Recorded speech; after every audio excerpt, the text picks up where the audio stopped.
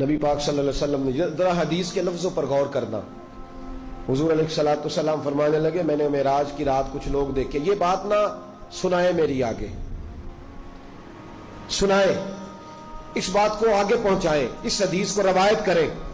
حضور فرماتے ہیں میں نے معراج کی رات کچھ لوگ دیکھے جن کے پاس اعلیٰ خوبصورت پیارا کھانا پڑا تھا، بہترین غذا تھی پاس پڑی تھی، لیکن وہ گند کھا رہے تھے، وہ بدبودار چیزیں کھا رہے تھے، کیڑے مکوڑوں والا گند کھا رہے تھے، کیچڑ کھا رہے تھے. تو میں نے کہا کہ جبریل یہ کون ہے؟ تو عرض کی یا رسول اللہ صلی اللہ علیہ وسلم یہ آپ کی امت کا وہ شادی شدہ شخص ہے جس کے گھر میں خوبصورت بیوی ہوتی تھی پر اس کی نظریں پھر بھی گندی تھی. میں کہا کرتا ہوں کہ نکاح نصف الایمان، نکاح آدھا ایمان ہے، تو جو شادی کے بعد بھی نظر گندی کرے اس کو کیا کہوں، کیا کہوں اس کو. اور ہمارے ملک کا میڈیا یہ کہتا ہے کہ بدکاری میں اتنا زور کنواروں کا نہیں جتنا شادی شدہ لوگوں کا ہے. شرم ہی نہیں آتی، کوئی خیال ہی نہیں ہے. یہ بھی معراج ہے، اس کو بھی سنا کرو. نبی پاک صلی اللہ علیہ وسلم نے ارشاد فرمایا کہ وہ گند کھا رہے تھے اس لیے کہ ان کے گھر میں جوان خوبصورت بیوی ہوتی تھی پر وہ گندی نظریں کرتے تھے. خدا را اپنے ایمان کی حفاظت کرے.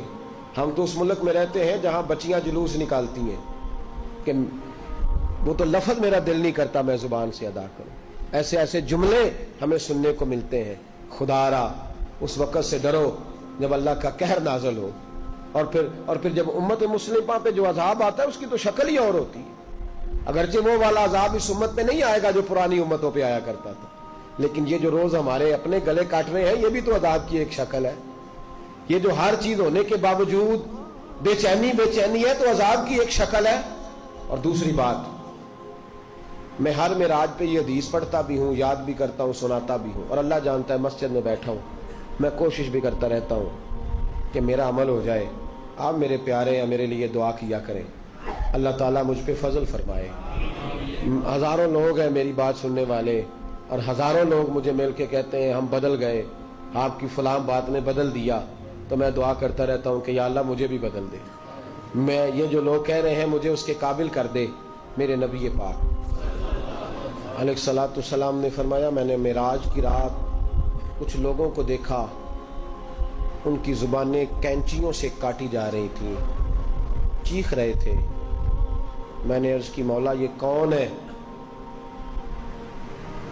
تو حضرت جبریل امین مجھے بتانے لگے، عرض کرنے لگے یا رسول اللہ صلی اللہ علیہ وسلم، اور رب کے نمائندے عرض کرنے لگے یا رسول اللہ یہ آپ کی امت کے وہ علماء ہیں، وہ خطیب ہیں، وہ واعظین ہیں، وہ لمبی تقریریں کرنے والے لوگ ہیں جو لوگوں کو درس تو دیتے تھے لیکن خود عمل نہیں کرتے تھے. اپنی ان کی تنہائیاں خطرناک تھیں، اپنی ان کی عبادتیں کمزور تھیں. آپ یہ اسی چکر میں رہتے تھے کہ میرا استقبال بڑا ہوتا ہے، اسی چکر میں رہتے تھے کہ فلانا میری بڑی تعریف کرتا ہے، اسی چکر میں رہے کہ کتنی پیاری فوٹو میری بورڈ پہ لگی ہوئی ہے، اسی کھاتے میں رہے. یہ دعا کریں یہ احساس نہ پیدا ہو کہ ہم کوئی شے ہے. اللہ تبارک و تعالی جہاں ہم ہیں ہمیں اس معیار پر اپنی بارگاہ کے قریب کر کے رکھے اور محفوظ رکھے. لما تقولون ما لا تفعلون، اللہ فرماتے ہیں وہ بات کیوں کہتا ہے جس پر تو عمل نہیں کرتا. میرے بھائی ایک اور بات سن لیں اور میں اپنی بات کو سمیٹوں. محبوب فرمانے لگے کچھ لوگ میں نے ایسے بھی دیکھے کہ جن کی زبانیں اتنی لمبی تھیں کہ لپیٹی جا رہی تھیں ان کی وجودوں پہ. اور ایک روایت میں اس طرح ہے کہ وہ اپنے ناخنوں کے ساتھ اپنے وجود کو کاٹ رہے تھے. معراج کی رات دیکھا تو میں نے پوچھا جبریل یہ کون ہے؟ تو مجھے بتایا گیا یا رسول اللہ چغل خور ہے، غیبت کرنے والے، لوگوں کی پگڑیاں اچھالنے والے، پھٹے پہ بیٹھ کے، چوک پہ بیٹھ کے، دکان پہ بیٹھ کے رات کو تنہا میں اس کی غیبت کر. چھوٹا گناہ ہے.